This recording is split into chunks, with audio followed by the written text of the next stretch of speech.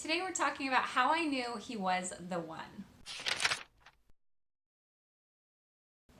Hello everybody, if you're new here, hi, my name is Julie. I talk about homeschooling, homemaking, and intentional living, and I'd love to have you as a subscriber to this channel. Today I am doing a collab with Christy Lynn, and we are talking about how we knew he was the one.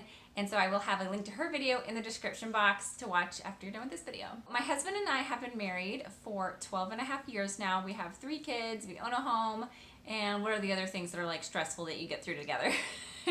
We went through a deployment and he went through some college. I'm taking college super slowly, but still getting through it. We've been through a lot of milestones together, and I thought I would just share some of the things that drew me to him in the beginning and some of the things that have sustained us thus far, and also some of the things that he has said were important for our relationship that he thinks has helped us to stay married for over 12 years. Starting with my things, I actually liked my husband before he knew who I was. And then I kind of was like, meh, whatever, you know, moving on with my life. And then we met, and then he had to convince me to let him take that part of my heart. So it's been a fun story. One of the things that I first liked about him was that he was in the NJROTC in high school, and something about a man in uniform, you know, it was attractive. But also just the respect that comes with it, and the discipline and that sort of thing. That was one of the first things that drew my attention to him. When we became friends and everything, I liked how he treated people, how he was respectful to people. He wasn't loud and boisterous. He's a very humble person. Just that quiet humility, patience, and respect for others was a big deal for me. This might sound funny, but I like the way he treated my dog, and I feel like the way a person treats an animal is a good way to see like how they're gonna treat people. And my dog loved him and would just go up to him and he'd pet him and everything, and I just like, that was one thing that I was like, well, if you treat an animal well, then that's a lot of points for me, because you're gonna probably treat people well too. My husband was very respectful towards my parents, and he got along well with my siblings. Once we became friends, we hung out a lot with a lot of friends, and we would just all go together to the movies, or we would go bowling, or to the mall, or whatever you do when you're a teenager. So we were around people quite a bit, and so we just had that friendship, that connection that had no pressure attached. We were just friends, and we were able to learn more about each other in the context of a bigger circle of friends. So when my husband graduated high school, he decided to go into the Army, and he came to me and he asked me my opinion about it, and I thought that was really cool that he wanted to know what I thought about it. And at the time I was like, sure, that sounds great. Good for you and everything, not realizing that that would mean that we would weather a deployment together as a married couple, and my first child would be born in a military hospital. I would be an Army wife and all that stuff. I was just kind of like, yeah, that's admirable, it's very brave of you. But also just that he really respected my opinion, and that was nice. And so then once he went into the military, we wrote each other letters, and he would tell me how everything was there and what it was like, and he was, you know, just sharing with me what his experience was. And the fact that he would tell me all these different things and was faithful to write me letters was just one more step. It wasn't like one thing told me he was the one. It was a series of things and a character that I saw in him that I thought was good. I thought it was good character. So we would write each other, and then towards the end of boot camp, he just said, you know, I feel like you're the one for me. He was the one who said that. Actually, and I was like, oh my gosh, I'm still like finishing up high school. I haven't even decided what I want to do with my life. And I wrote him, I was just like, oh my gosh, you know, like, I'm so young. I was 17 when we got married. And so that's how it turns out. But he was just calm and confident and believed in us, and I admired that, and I said yes. He gave me a promise ring first in December of 2005, and then January 1st he asked me to marry him, and I was surprised because he had just given me this promise ring in December. I was like, yeah, I'll marry you someday. And then he's like, okay, let's get married. And I was like, are you serious? That's what I said, are you serious? And I was like, you know, yes, but what? And so then 6 months later we got married, and he's always been confident in us. And it's funny because I'll read all these like marriage books, and I'll read out, you know, all these things that you need to talk about with your spouse, and we should do this and we should do that, and he's like, babe, we're fine.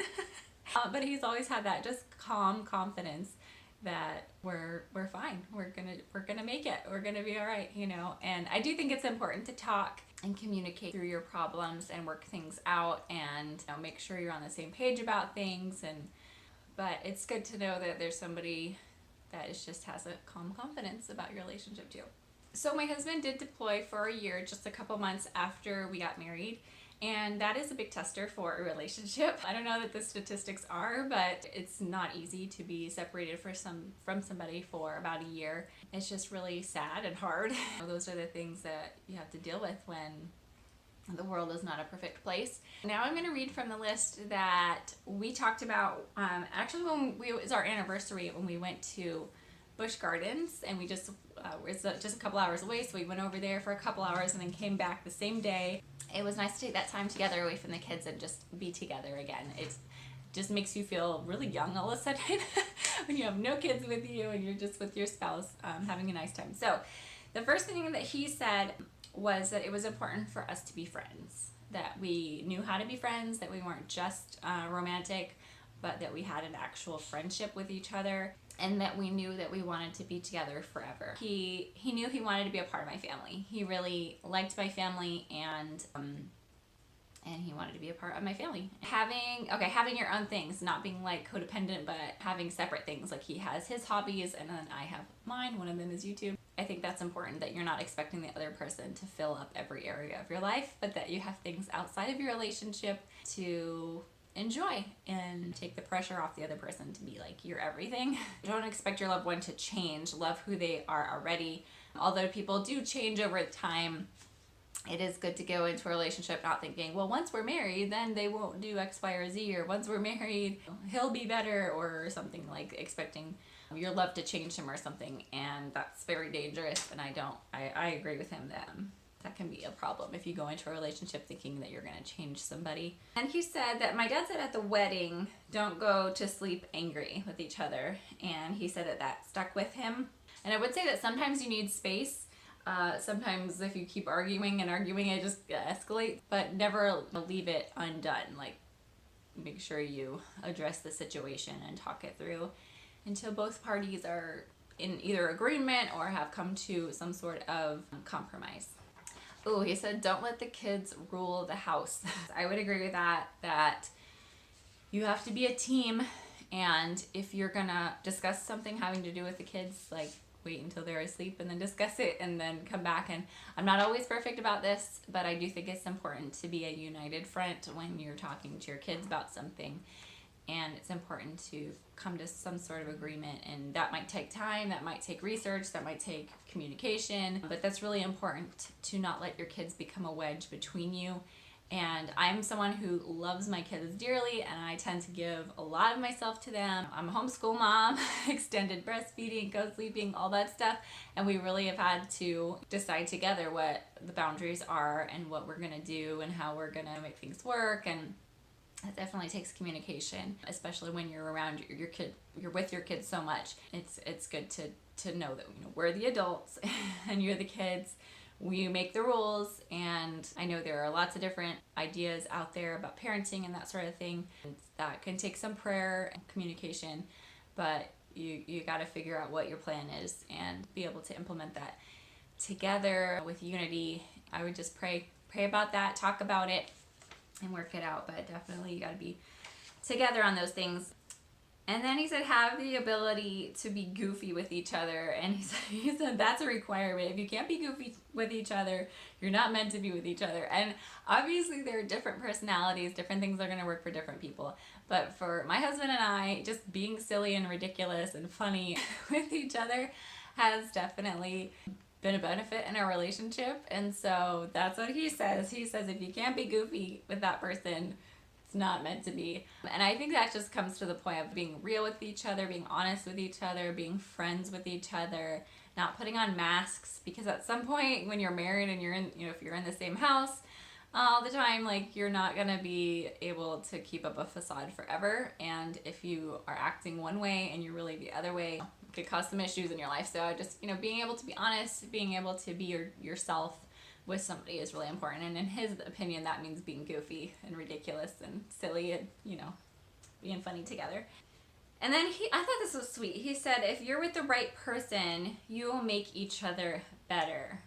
And he said, not like that you're trying to change the other person, just naturally. He said, when we found each other, he wanted to be a better person because of me. And I think that's true. If you're with someone that you respect, you want to be a person that is respectable. If you're with someone who's loyal, you want to be loyal. And so if you're looking for those good characteristics, you're going to want to have those as well. So I thought that was really sweet that he said, when you're with the right person, you make each other better.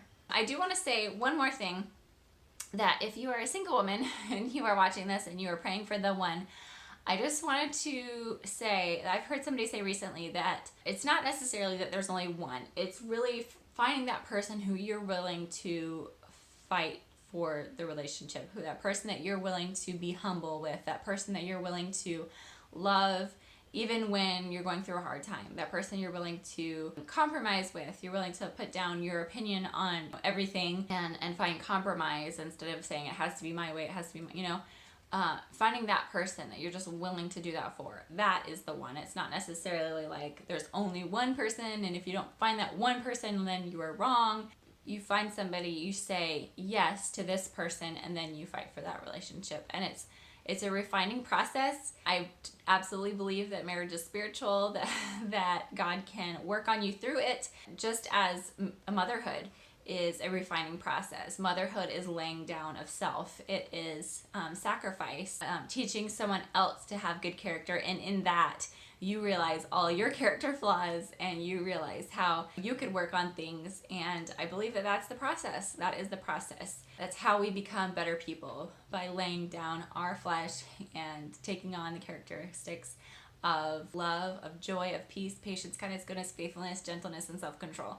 And that is the testimony. So thank you so much for watching this video. I hope you have a great Valentine's Day, whether it's with friends or a loved one, or I guess you love your friends, but if it's, with a romantic relationship.